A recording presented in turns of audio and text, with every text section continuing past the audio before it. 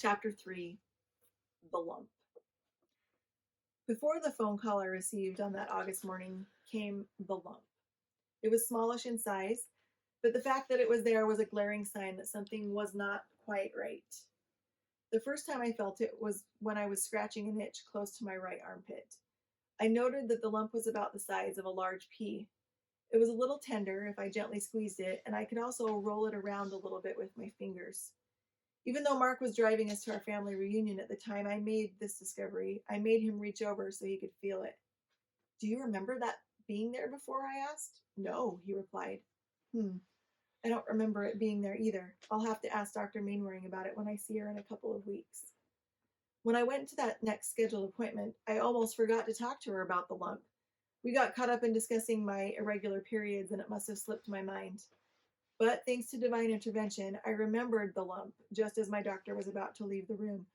By the way, I said, I found this lump a couple of weeks ago. Could you please check it out? She looked at it, felt it, and asked me questions about it. Is it painful? She asked. Only if I apply a little pressure to it, I replied. Does it move if you try to roll it with your fingers? Yes, a little bit, I said. Oh, good, she replied. Then it is probably not cancer because typically a cancer tumor is not painful. Also, you probably would not be able to move it around so much if it was cancer. We both thought that the lump was maybe a cyst brought on by the hormone treatments that I'd been doing. Neither of us were overly concerned that it was cancer.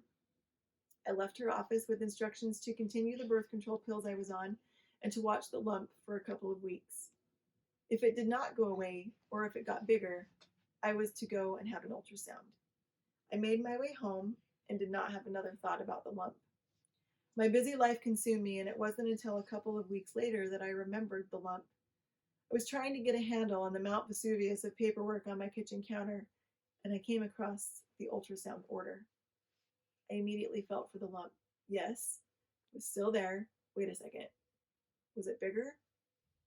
At that moment, I had the distinct impression to stop sorting through papers and to call and schedule an ultrasound. Fortunately, they were able to schedule me for that week. I went in for a breast ultrasound on August 12th. While the nurse was taking me back to change my clothes, she said, the radiologist would like you to have a mammogram as well, since you are over 30 and have found a lump. Sure, why not, I thought. Let's go squish my boobs.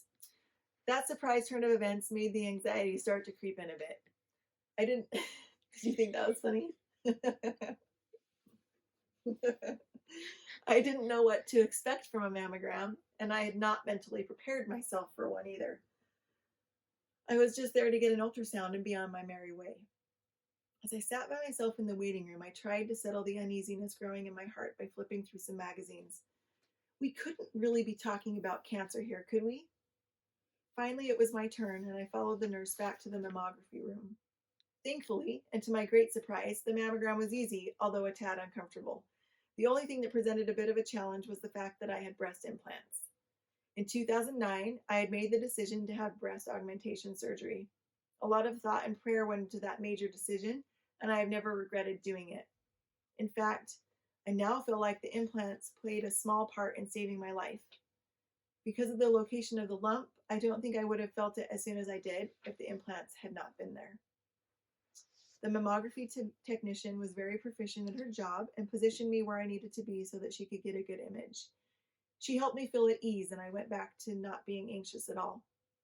When the mammogram was over, I was taken to another room to have the ultrasound. Again, I was impressed with the professionalism and kindness of the technician who took care of me. She took the images she needed and then had the radiologist come in to take more images. Dr. O'Neill, the radiologist, said that the mammogram images looked good. In fact, because of where the lump was located, it didn't even show up on the mammogram. Here's where I have to insert my plug for self-breast exams. They are a good defense in finding a problem. Sometimes mammograms don't pick things up. When it comes right down to it, you know your body. Listen to it and do your monthly self-breast exams. Dr. O'Neill went on to say that she still wanted to investigate the lump further by having me come back in a few days to do a needle biopsy. That way we would know for sure what we were dealing with. Sounded fine to me. Let's do the biopsy, and then we would know that it was just a cyst or fibroid, and I could get on with my regular life. On August 18th, I went in for the biopsy. The first step in the biopsy process was to numb the area. That was a necessity because in step number 2, they brought out a needle the size of a straw and jabbed it into my breast. As I watched the monitor, I could see the needle plunging into the depths of my breast tissue. It was very strange to see this foreign object going deeper into my breast, but not feeling anything at all. Thank you, lidocaine. I was so caught up in looking at the image on the screen that I almost missed it when the radiologist said, that feels different than I expected it to. It's much harder. Not to worry, though. It could still be a fibroid. We'll see what the pathology report says. A wave of worry rushed at me, but I quickly brushed it off. There was absolutely no way this could be breast cancer. I was only 33 years old, and there was no history of breast cancer in my family. I was healthy, and I guess I felt a little invincible. Cancer couldn't happen to me. That was my thought process as I changed out of the hospital gown and into my own clothes. The nurse asked me how I would like to receive the results of the biopsy. The options were to schedule a time to go into the office the following day or just to receive a phone call. Oh, just call me, I said. I did not want to make a trip back to the hospital to have them say that it was just a fibroid. I thanked the staff, grabbed my purse, and went on with my day of craziness. The kids got home from school, and then it was the dinner rush and bedtime routine to take care of. After all was quiet and I was left to my own thoughts, I tried to wrap my brain around the fact that I would be taking my baby boy to junior high the next day. That thought brought with it a fresh new wave of anxiety and emotion, and the lump was quickly forgotten. Something I just realized, and I'm probably going to find a lot of these as I read through this. I don't think the kids got home from school that day if they were just starting school the next week. Oops. Oh well, self-published author probs.